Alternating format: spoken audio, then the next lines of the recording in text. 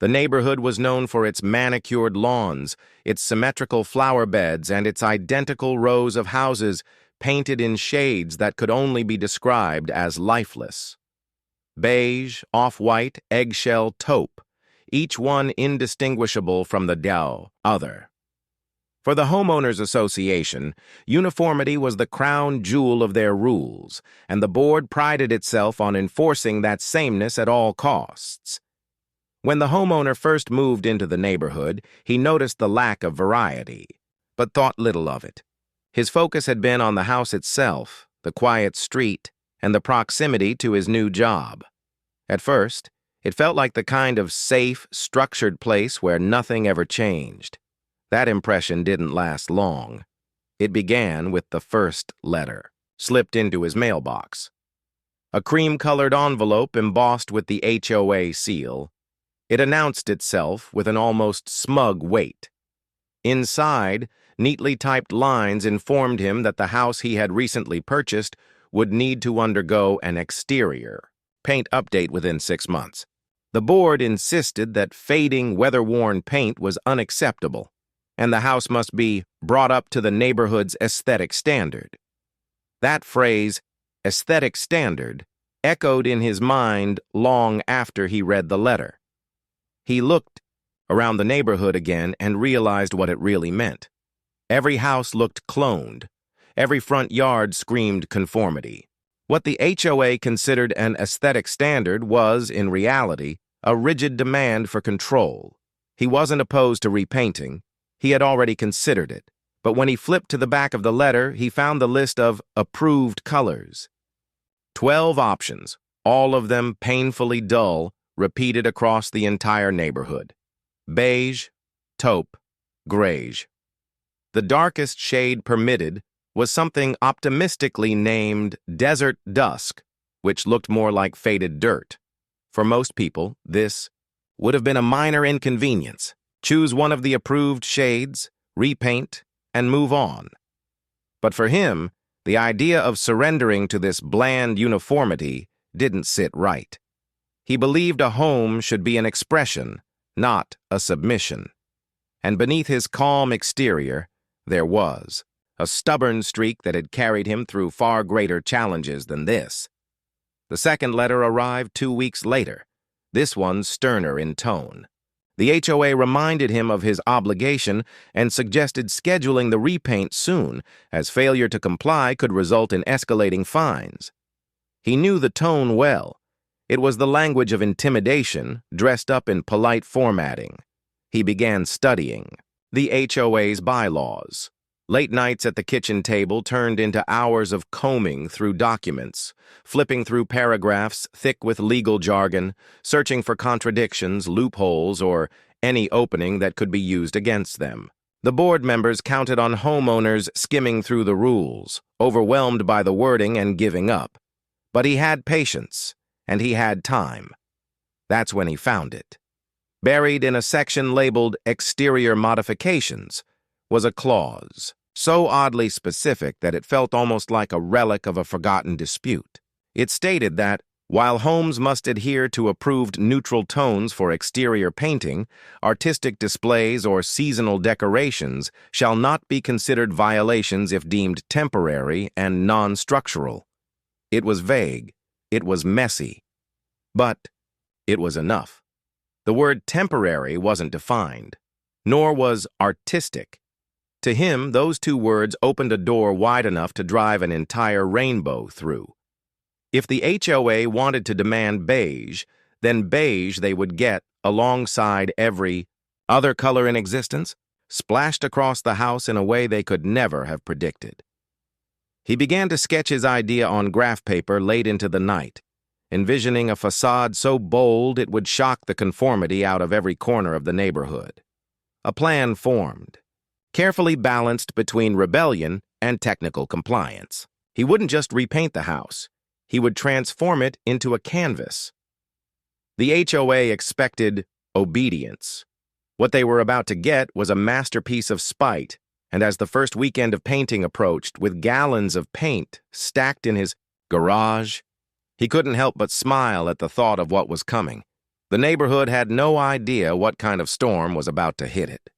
The morning of the project dawned calm and ordinary, with the neighborhood wrapped in the kind of silence that only came from uniformity. Lawns stood trimmed, sprinklers ticked across grass at scheduled intervals, and the rows of identical houses lined the street like obedient soldiers. But inside one particular garage, a storm of color waited, sealed inside metal cans stacked in precise order. He had spent weeks preparing. Trips to the hardware store had been carefully staggered to avoid suspicion.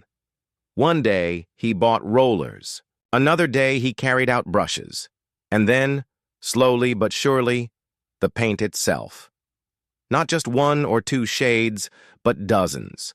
Reds as rich as autumn leaves, blues as deep as midnight oceans, greens that looked alive with spring's renewal, yellows, purples, oranges, pinks, every hue that stood in defiance to the HOA's lifeless palette. By the time everything was assembled, his garage looked less like a homeowner's workspace and more like the backstage of a carnival. The first brushstroke felt ceremonial. He dipped the roller into a tray of electric blue paint and pressed it against the faded beige siding of the house. The color clung stubbornly, thick and vibrant, spreading outward like a declaration. That one streak alone already broke every rule of the HOA's precious aesthetic standard. He stepped back, wiped sweat from his forehead, and grinned. Work consumed the day. Each section of siding became a panel in his growing canvas.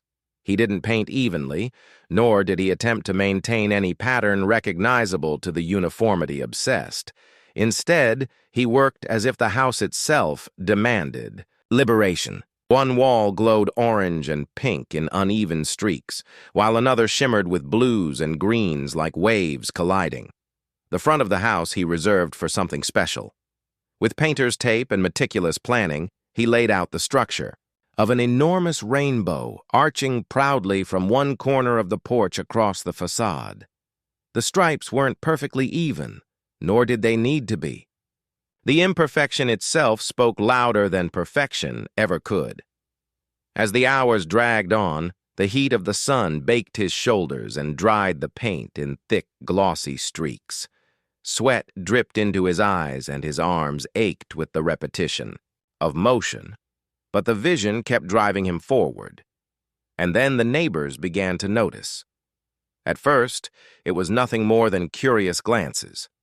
A few dog walkers slowed their steps, eyes narrowing as they tried to make sense of the flashes of color appearing on the once drab house. One woman, clutching her coffee cup, stopped dead in her tracks and tilted her head as though she'd stumbled upon some alien sighting. By noon, the first whispers had begun. A couple across the street stood together at their window, hands cupped to block glare, their lips moving in what looked like shocked commentary. Cars slowed as they passed, drivers craning their necks for a better view. Children on bicycles gathered at the edge of the driveway, pointing and laughing in delight at the explosion of color. But not everyone reacted with joy. For every smile, there was a scowl. For every curious glance, there was a neighbor shaking their head, muttering about property values and rules. And then came the first confrontation. A middle-aged man in khakis and a pressed polo shirt, the unofficial self-appointed enforcer of HOA etiquette, marched down the sidewalk until he was standing at the edge of the yard. His arms crossed, his lips pursed into a thin, disapproving line. Though no words passed between them, the message was clear: disapproval, judgment, condemnation. The painter ignored him. He dipped his brush into a tray of crimson and pressed it firmly against the wood, dragging a thick, unapologetic line downward. The man huffed audibly, turned on his heel, and stormed away, no doubt on his way to report the violation. That was when the phone calls began. Inside his pocket, his cell buzzed with the HOA's number flashing across the screen. He didn't answer. Minutes later, a new voicemail notification appeared. Then another, and another. Each one, no doubt, filled with official-sounding demands for him to stop immediately, to comply, to remember the aesthetic standards he was supposedly bound to. But he wasn't breaking the rules. Not really. Not according to the loophole he had discovered. This was art, a temporary display, a non-structural expression. They couldn't prove otherwise, no matter how much they hated it. By late afternoon, the house had become something unrecognizable from its original state. The bland beige walls were buried beneath a cacophony of colors, layered and intersecting until the whole structure seemed alive.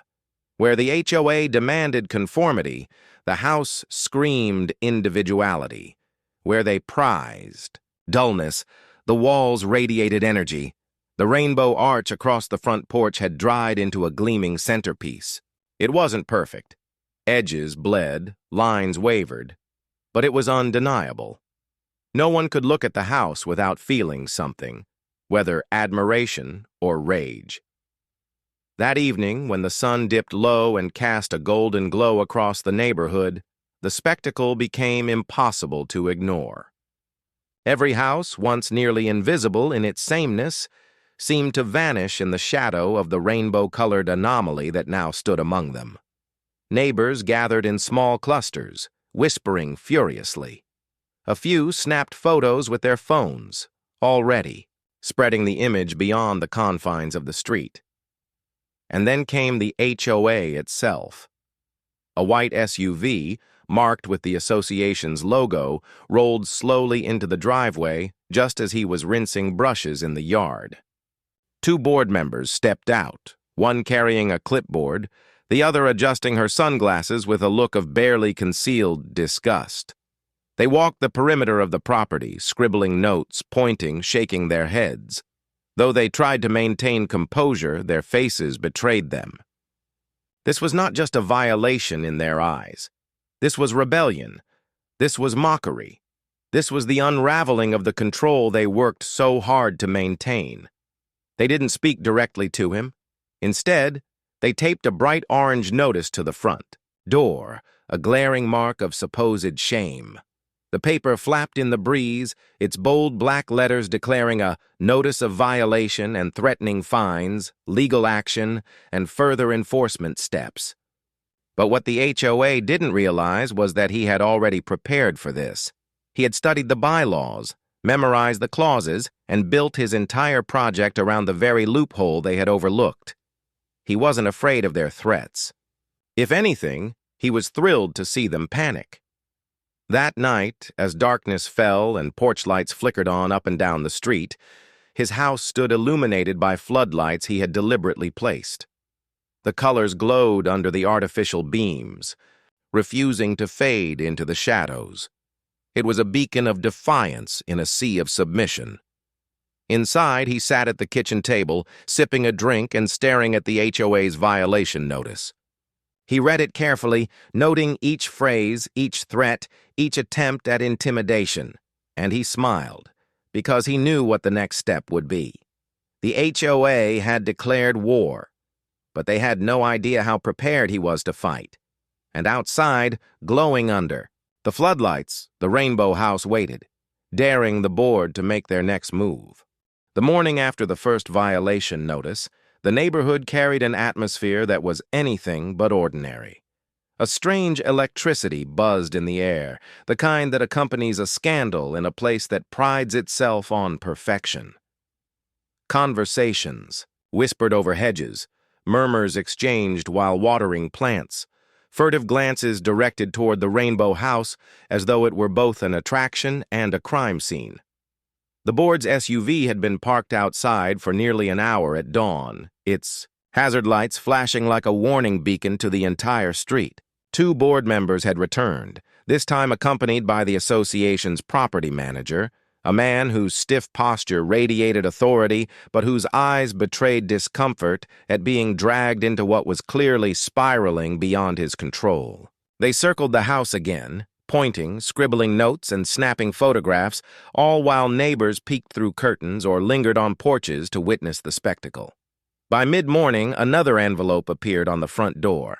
This, one thicker, more formal, its edges sealed with an adhesive that practically shouted official business.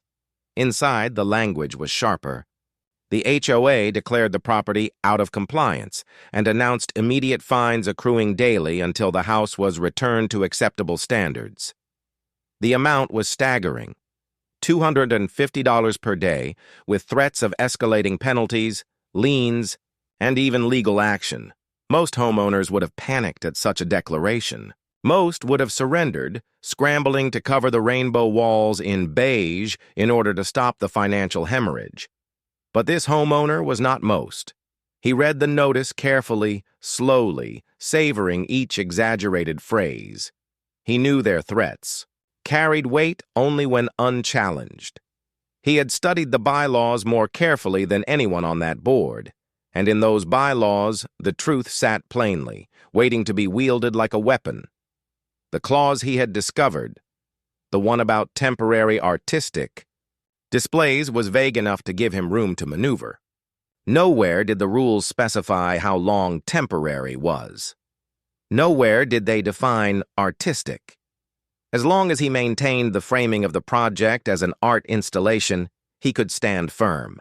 The HOA would scream, they would threaten, they would write as many violation notices as they liked.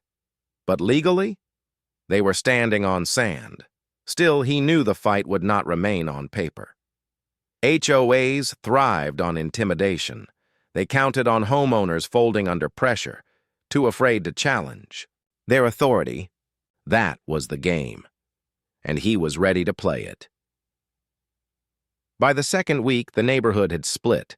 On one side were the loyalists, those who clung to the belief that uniformity equaled order, that the Rainbow House was a threat to property values, that the rebellion must be crushed before it spread like a contagion.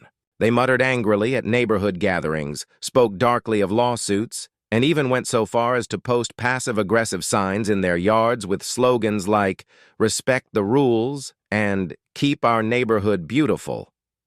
On the other side were those who secretly admired, even celebrated, the act of defiance. Younger families, in particular, seemed drawn to the vibrancy. Children loved the rainbow, seeing in it a sense of joy absent from the otherwise sterile rows of beige homes. Some neighbors, emboldened by the rebellion, even began experimenting with their own yards, planting flowers outside the HOA-approved varieties, hanging wind chimes that had previously been frowned upon, painting shutters slightly darker than the official palette allowed. Small acts of defiance, yes, but unmistakably inspired by the Rainbow House. The board saw these cracks forming and panicked. Their control was slipping. The Rainbow House was more than just a nuisance. It was a symbol. And symbols, once unleashed, were dangerous. That was when the HOA escalated. Letters arrived not once a week, but daily, each more aggressive than the last. They accused him of undermining community values. They claimed his actions were deliberate provocations. They warned of legal proceedings. One even threatened to suspend his access to community amenities, as though banning him from the neighborhood pool would somehow force compliance. Neighbors began reporting that board members were canvassing door to door, urging homeowners to stand together against this attack on our standards. They spoke as though he were some sort of invader, rather than a resident exercising his rights. But the fear was clear. If the board lost this battle, their authority would be permanently weakened. He, meanwhile, documented everything. Each letter was scanned and saved. Each voicemail was transcribed. Every notice taped to his door was photographed before being carefully filed. He knew the importance of record-keeping. In any battle with bureaucracy, evidence was ammunition, and he was building an arsenal. The fines, however, kept arriving, $250 per day, accumulating relentlessly. By the end of the second week, the total had crossed $3,500. By the end of the month, it had ballooned to over $7,000. The HOA mailed itemized invoices, each stamped with a red "past due." They threatened to place a lien on his property, to damage his credit, to drag him into court. Neighbors whispered about the growing sum, their voices tinged with pity or fear. "Why doesn't he just give in?" they muttered. "It's not worth it." Others, more supportive, marveled at his composure. "He's not backing down," they said. "He's really going to fight them." But what no one realized, not the neighbors, not the board, was that the fines were unenforceable. He had studied the bylaws closely enough to know that while the HOA could threaten fines, they could not actually impose them without due process. Their letters were bluffs designed to scare him into surrendering. Without a formal hearing, without legal backing, their $7,000 invoice was nothing more than paper. He allowed the fines to pile up, untouched, unacknowledged, while quietly preparing his rebuttal. He was not reckless. He was deliberate.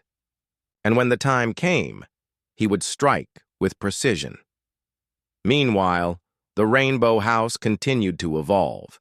He added new details weekly, expanding the display under the protection of the same loophole. The front yard gained a row of brightly painted birdhouses, each a different color of the spectrum. The garage door became a mural of swirling patterns, blending blues into purples into greens in hypnotic spirals. The mailbox, once dull gray, now stood striped like a candy cane. Neighbors who once dismissed it as an eyesore now began taking photos in front of it, posting them online with captions like, "The happiest house in town." The story spread beyond. The neighborhood picked up by local blogs, then local news stations. A reporter showed up one afternoon, camera in hand, asking questions about the Rainbow Rebellion against the HOA. He declined to give interviews, preferring to let the house speak for itself, but the coverage only fueled the fire. The HOA board, watching helplessly as their authority was mocked on a public stage, became more desperate. They issued a cease and desist order, citing vague references to community decency. They held emergency meetings, gathering intense sessions behind closed doors, emerging with grim expressions that revealed just how badly the situation was slipping from their control. The property manager, once calm and confident, now looked perpetually weary, his shoulders hunched, his tie loosened. He knocked on the door one afternoon, offering what sounded almost like a plea, though no words passed between them. The intent was clear: end this before it gets worse. But worse, for him, was exactly the goal. The true breaking point arrived on a Saturday morning, 1 month after the Rainbow first appeared. The HOA called an emergency community meeting at the clubhouse, summoning every homeowner with a letter, marked mandatory attendance. The air was thick with tension as neighbors filled the room, their voices low but heated. On one side sat the loyalists, arms crossed, faces set in lines of anger. On the other side sat the sympathizers, eyes bright with anticipation, eager to see how far the rebellion would go. At the front of the room, the board members sat stiffly, shuffling papers, glaring at anyone who dared smile. They presented their case with dramatic flair, projecting photographs of the Rainbow House onto a screen as though unveiling evidence of a crime. They spoke of declining property values, of the danger of setting precedents, of the chaos that would ensue if rules were not enforced. When they announced the fines, over $7,000 already accumulated, gasps rippled through the crowd. Some shook, their heads in disapproval, others in disbelief. The board thundered about liens, about court cases, about the absolute necessity of compliance, and then, when they expected submission, silence, or fear, he stood. Calm, deliberate, steady. He carried with him a folder thicker than any envelope the HOA had ever taped to his door. Inside were copies of the bylaws, highlighted clauses, printed emails, and photographs documenting every step of the ordeal. He didn't need to raise his voice. He simply laid out the facts. The bylaws, as written by the very board now seething in front of him, permitted temporary artistic displays. Nowhere was temporary defined. Nowhere was artistic restricted. His rainbow house was an artistic display. His birdhouses, his murals, his candy cane mailbox, all artistic, all temporary, their own words, their own rules, their own loophole. And as for the fines, he pointed out that without a formal hearing, without proper procedure, every invoice they had sent was unenforceable. Not only unenforceable, but potentially unlawful. If they continued, they risked exposing themselves to legal liability for harassment. The room shifted. Whispers rose. Sympathizers smiled openly now, while loyalists fidgeted. The board members exchanged panicked glances, their authority cracking like glass under a hammer. He ended his presentation with the simplest of statements. He was not breaking the rules. He was following them, more closely, more precisely than the board itself. The silence that followed was deafening. The board, stripped of its intimidation tactics, sat frozen. The crowd, sensing the shift, erupted into murmurs, then chatter, then outright debate. Some clapped, others shook their heads, but one truth was undeniable. The board had been beaten at its own game, and as he walked out of the meeting, calm and composed, the rainbow house stood waiting in the distance, its colors glowing in the late afternoon sun like a victorious banner. The war was far from over. The board would not surrender so easily. But in that moment, in that clubhouse filled with neighbors divided and authority humiliated, the balance of power had shifted. The HOA had struck back and failed.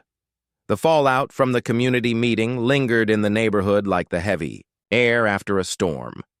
The board had walked into that clubhouse certain they could intimidate, only to leave exposed, humiliated, and shaken. For the first time in years, their authority had been challenged, and worse, their authority had cracked in front of everyone. But HOAs do not give up easily.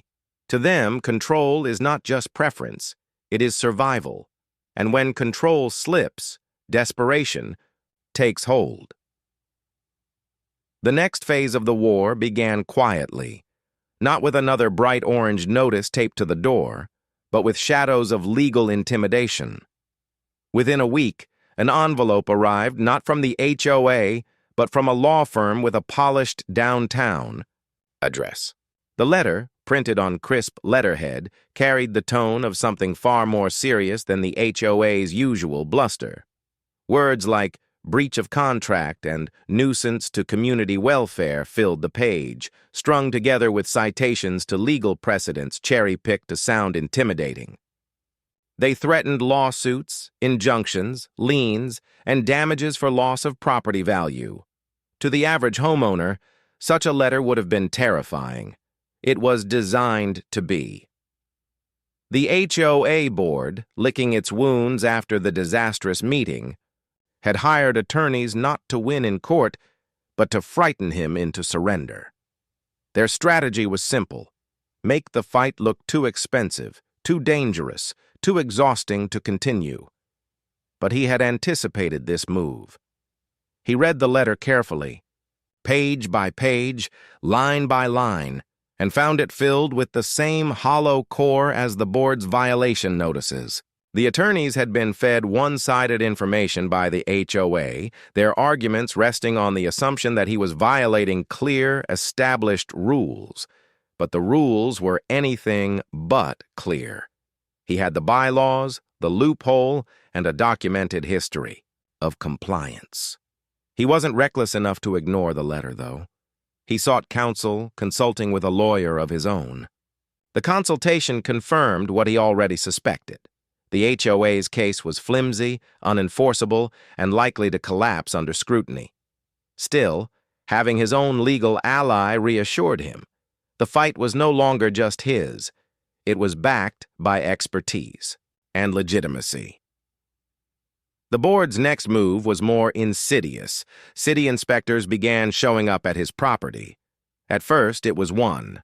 A man in a reflective vest, clipboard in hand, claiming to be there to conduct a routine property inspection. He walked the perimeter slowly, noting down measurements, pointing at the brightly painted birdhouses, scrutinizing the garage mural. Then came another inspector a few days later, this one from zoning. She measured the setback of the mailbox, tapped her pen against the striped post, and frowned as though she'd discovered a major violation. Soon after, a third appeared, this one from code enforcement, looking for unauthorized modifications. He checked the siding, the gutters, even the light fixtures, peering as though hunting for anything that could justify a citation. It was no coincidence. The timing was too precise, the sudden interest too suspicious. The HOA had weaponized the city against him, filing complaint after complaint, hoping that if they couldn't crush him through their own rules, they could bury him under government red tape. But here, too, their plan faltered. Each inspector left empty-handed. The birdhouses were decorative, not structural. The rainbow mural was paint, not a modification. The mailbox met city height requirements exactly. For all their efforts, the HOA had achieved nothing more than wasting the city's time. Yet their harassment revealed just how far they were willing to go. They would dig, they would scheme, they would pull every lever of power they could reach. It wasn't just about paint anymore. It was about dominance, about proving that no homeowner could defy them and walk away unscathed. As the board grew more aggressive, the neighborhood grew more divided. The loyalists doubled down, whispering about ruin and chaos.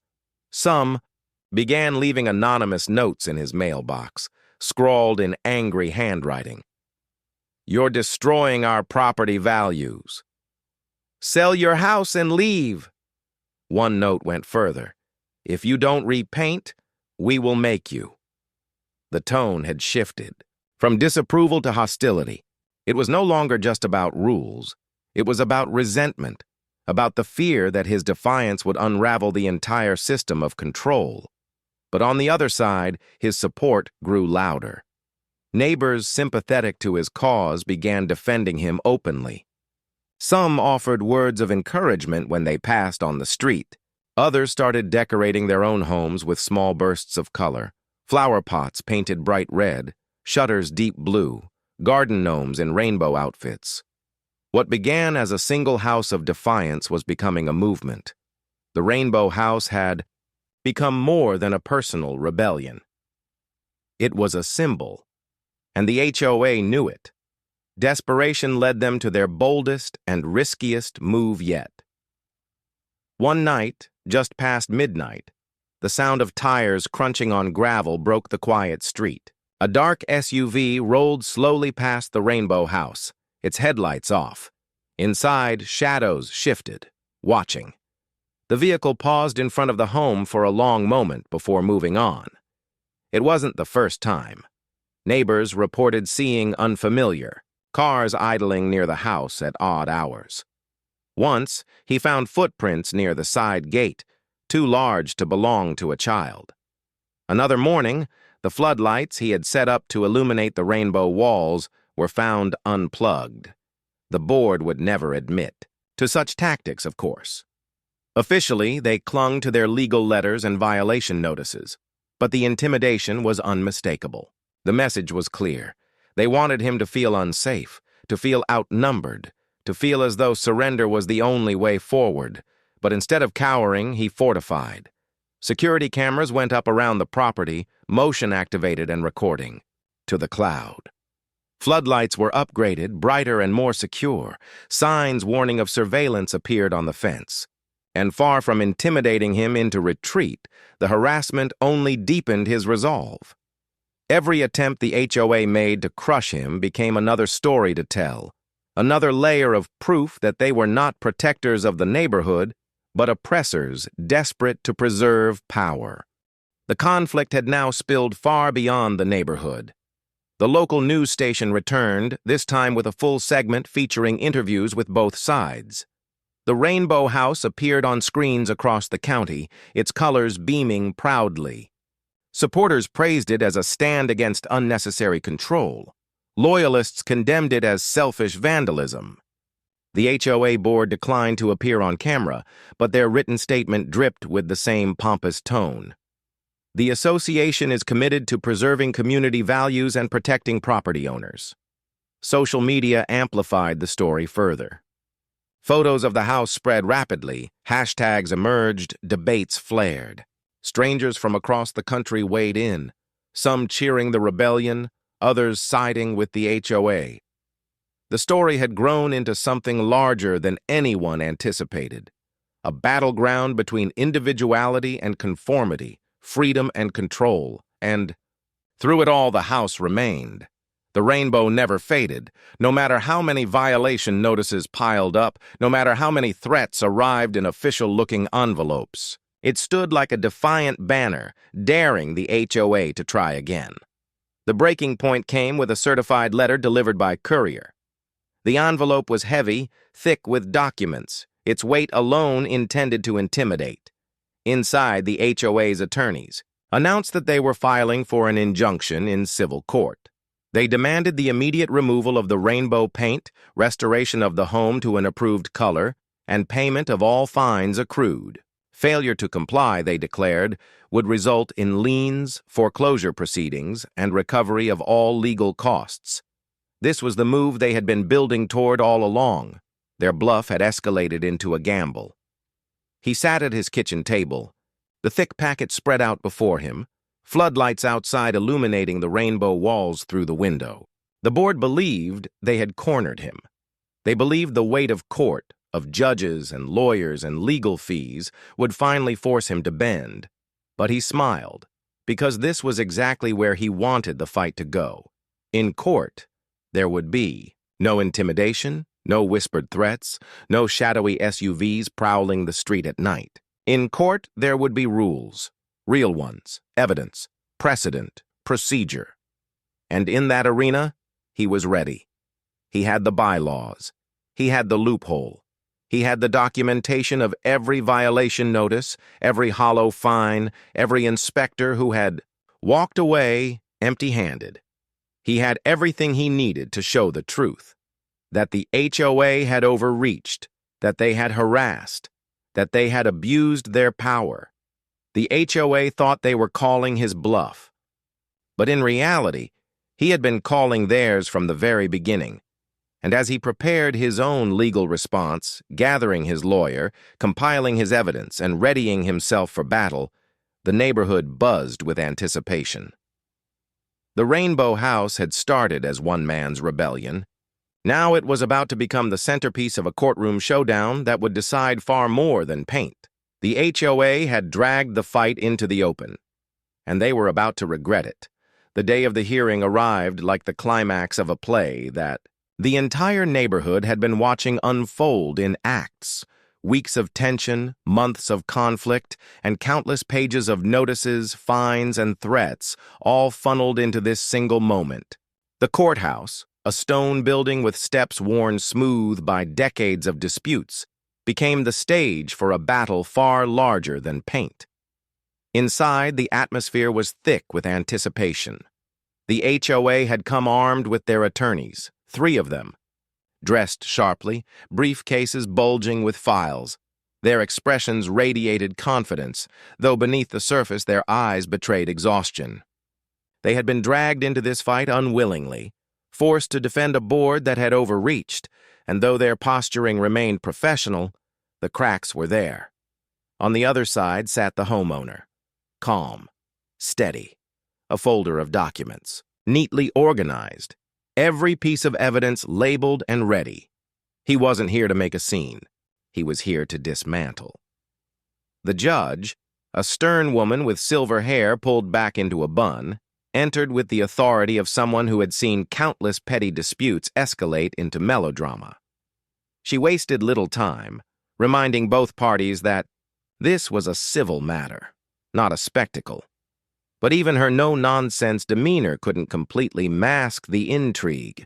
After all, it wasn't every day that a rainbow-painted house stood at the center of a legal war. The HOA's attorneys spoke first.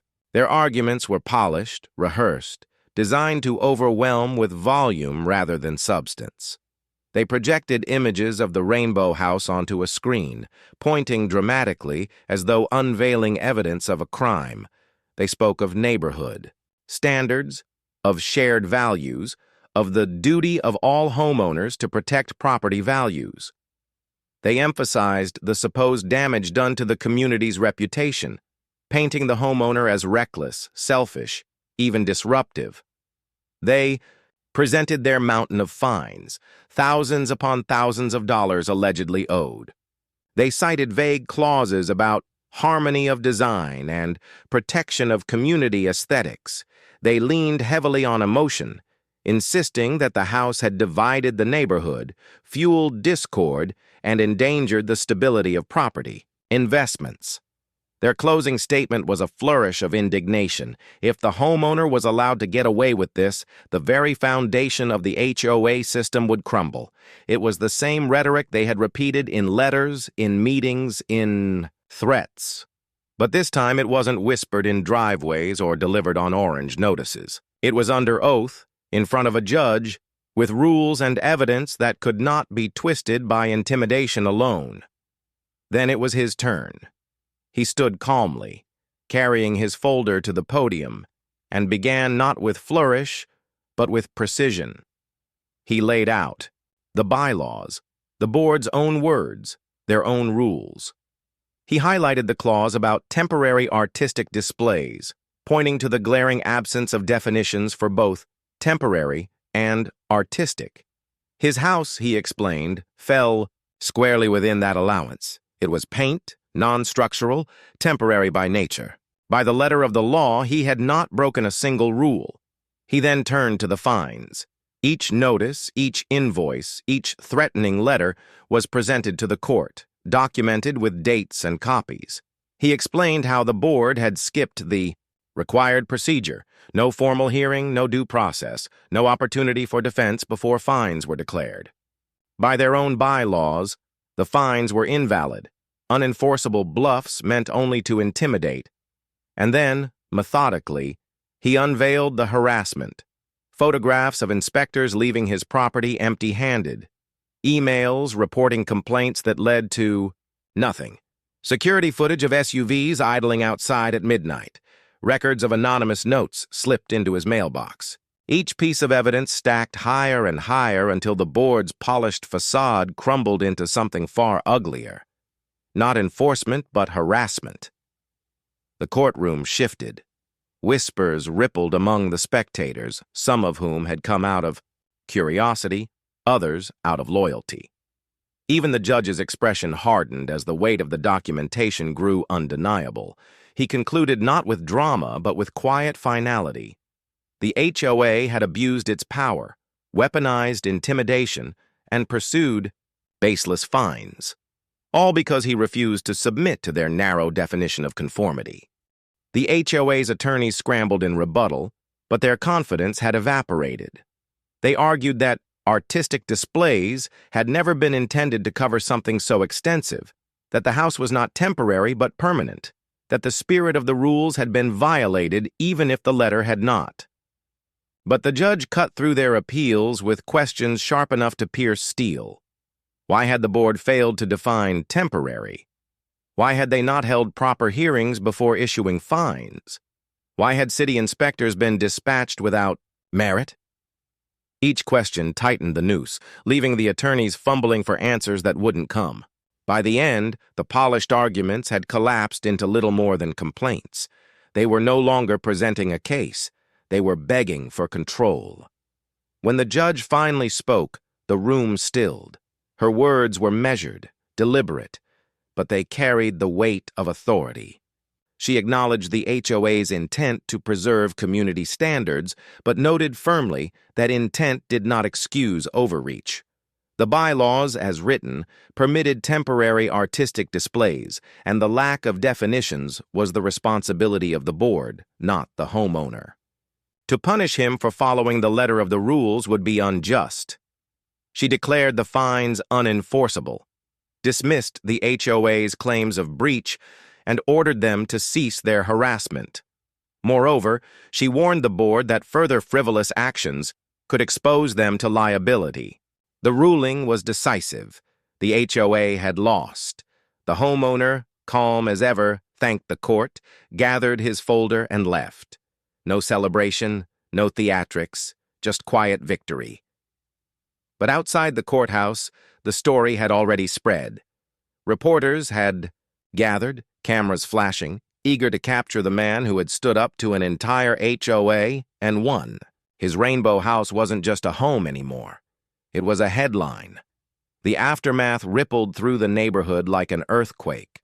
Loyalists who had once spoken with venom fell silent. Their certainty in the board's power had been shattered. Sympathizers, emboldened by the victory, began pushing back in their own ways. Rules that had once gone unquestioned were now challenged, debated, scrutinized. The HOA board, humiliated and weakened, tried to retreat into silence. They issued a formal statement filled with vague promises to revisit bylaws and strengthen procedures. But the damage was done. Their authority, once absolute, now looked fragile. The rainbow house stood unchanged, its colors glowing brighter than ever in the aftermath of victory. Neighbors walked past with new expressions, some still scowling, but many smiling, nodding, even offering quiet words of respect. Children posed for photos in front of the mural. Cars slowed to admire it. What had begun as one man's rebellion had become a monument. But the war, though won in court, was not entirely over. The HOA's pride had been wounded, and wounded pride can be dangerous. Behind closed doors, the board still plotted, still schemed, still searched for ways to reclaim what they had lost. And though the homeowner had proven his strength, he knew better than to believe the battle was finished, because power, once threatened, rarely fades quietly. And that's how one homeowner turned the HOA's rules upside down with nothing but paint and persistence. If you enjoyed this story of neighborhood drama and sweet revenge, don't forget to like, share, and subscribe for more wild HOA tales coming your way.